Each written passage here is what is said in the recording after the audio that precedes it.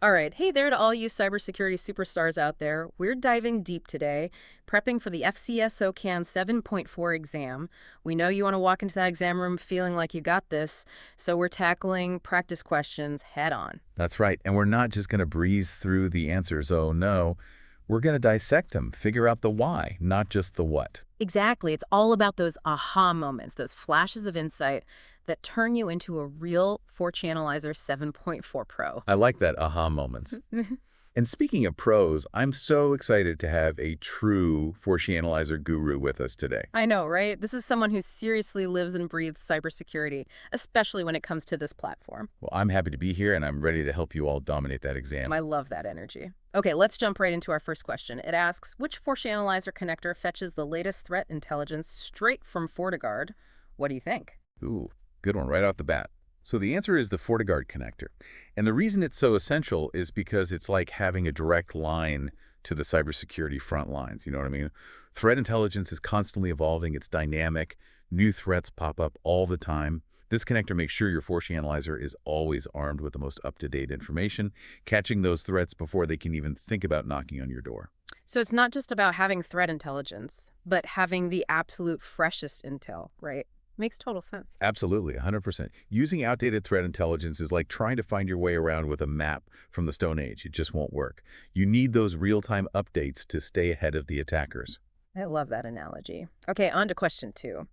This one digs into the mind of the attacker, and it asks, within SOC operations, what's the main benefit of using the IRI ATT and CK framework? Is it about brewing the perfect cup of coffee, maybe? Uh-huh. You know, while a good cup of coffee is definitely a SOC analyst's best friend, that's not quite what the framework is for. The correct answer is gaining insight into the attacker's methodology. It's like having this secret decoder ring helping you understand how they think, how they operate. Ah, so instead of just reacting to whatever they throw at you, you can actually anticipate their moves. You got it. Imagine you're defending a castle. You wouldn't just sit there waiting for the enemy to show up at the gate, right? You'd study their battle plans, you'd try to figure out their weaknesses, you'd fortify your defenses strategically. The IERE ATT and CK framework is like that, but for the world of cybersecurity. I love that analogy. It really paints a picture. And it's super relevant for your exam, too. A lot of the questions are scenario-based. They make you really analyze attacker behavior and predict their next steps. The MITR ETT and ECK framework is going to be your secret weapon for those tricky questions. I'm already feeling more prepared. All right, question 3 takes us to the world of managing multiple FortiAnalyzers. It asks, what advantage do you get by using fabric groups when you've got multiple FortiAnalyzer devices all grouped together into a fabric? Ooh, fabric groups. Okay, so picture this. You're in the middle of a security incident investigation. You need information for all of your network, right? Instead of having to log into each FortiAnalyzer separately and go door to door like a detective, fabric groups let you check all those security cameras at once.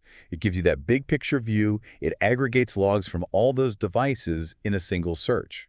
Oh, I see. So it's like having one central command center for your investigation instead of having to run around to different locations. Precisely. And when you're dealing with a potential breach, time is of the essence.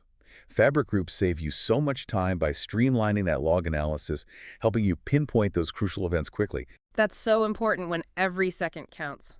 All right, question 4 is all about prioritizing, making sure you're maximizing your incident response efficiency.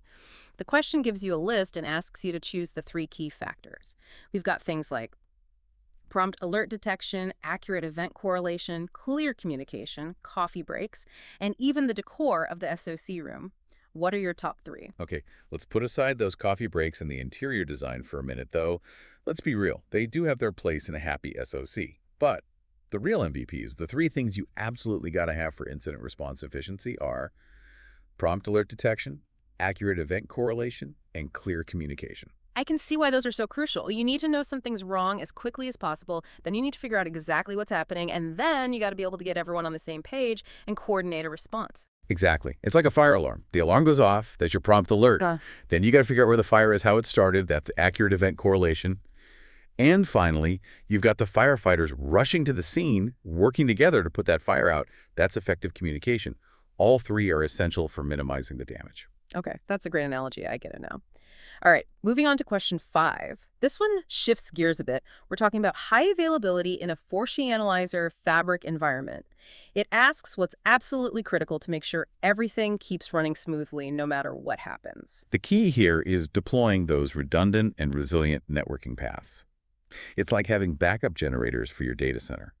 If one power source fails, the backup kicks in, and everything keeps running without missing a beat.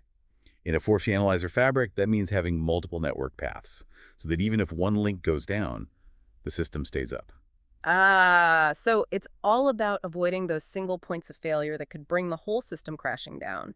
That's especially important in cybersecurity, where downtime can have some seriously bad consequences. Couldn't agree more. Imagine a hospital, right? And their systems go offline during a critical situation. It's just not an option. High availability is crucial for making sure those essential services are always accessible no matter what. That makes total sense. All right, on to question 6. This one's all about being discerning, being really picky when you're choosing those threat hunting feeds. The question is, when a SOC analyst is evaluating threat hunting feeds, which 2 characteristics should they prioritize above all else? All right, so the 2 characteristics that really matter most are the timeliness and relevance of the information to the specific threats that you're facing, and the accuracy and reliability of the information itself.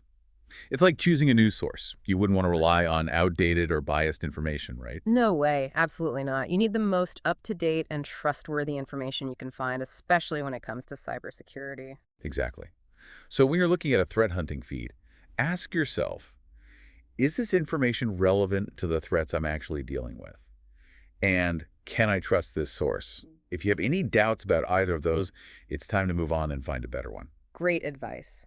Okay, question 7 takes us into the world of automated responses. It asks, why is it so important to have accurate threat intelligence integrated into your playbook triggers? What's the main takeaway here? Okay, think of it like setting up a whole line of dominoes. When you tip that first one over, it sets off a chain reaction.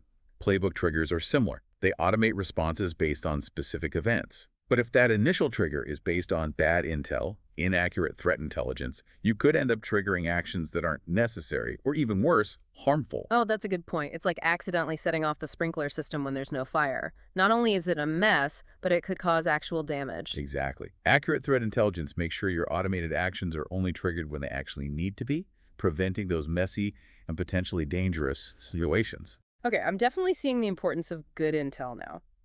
Question 8 focuses on a particular FortiAnalyzer feature. Which 2 components are part of FortiAnalyzer's licensed outbreak alert feature? Okay, the correct answers there are FortiGuard customized connectors and pre-built event handlers from FortiGuard. It's like having a specialized team on standby, ready to jump into action if there's a major security outbreak. Oh, so it's like having a prepackaged response plan that's already tailored to that specific threat. That sounds incredibly valuable, especially in those first few critical moments of an outbreak. It is. It really is. Those FortiGuard customized connectors make sure you've got the most relevant threat intelligence for that outbreak, while the pre-built event handlers automate that initial response. You're minimizing the impact and giving your team a head start. I'm seeing how powerful that feature can be. All right, we're in the home stretch now. Question 9 asks, what's the most crucial consideration when you're configuring those playbook triggers to really optimize that automated response in a SOC environment? Remember those dominoes we were talking about earlier? It's not just about tipping that first one over. It's about making sure they fall in the right order at the right time. The key is carefully considering those conditions and the timing of when that trigger should actually activate. Oh, so it's about precision. You're defining exactly when and under what circumstances those automated actions should kick in. Exactly. If those triggers are poorly defined, you could have playbooks firing off when they shouldn't, and that can do more harm than good. I can see how that could get messy. Okay, last question for this section. Question 10 brings us back to the MITRE ATT&CK framework. It asks, what's one major advantage of aligning adversary behaviors to MITRE ATT&CK tactics in your security operations? All right, imagine you're in a martial arts match, right? You want to study your opponent's fighting style, their strengths and weaknesses.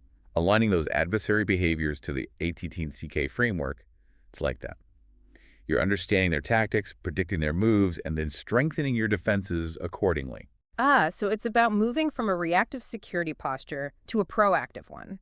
Instead of just waiting for attacks to happen, you're actively anticipating and preparing for them. You got it, and that's a much more effective way to protect your organization in the long run. Absolutely. It's been an absolute pleasure to be here. And to our listener, best of luck on your exam and in your cybersecurity career. The future is bright, and you're going to do amazing things. You've got this. Go out there, conquer that exam, and never stop exploring this awesome world of cybersecurity. Keep diving deep, everyone.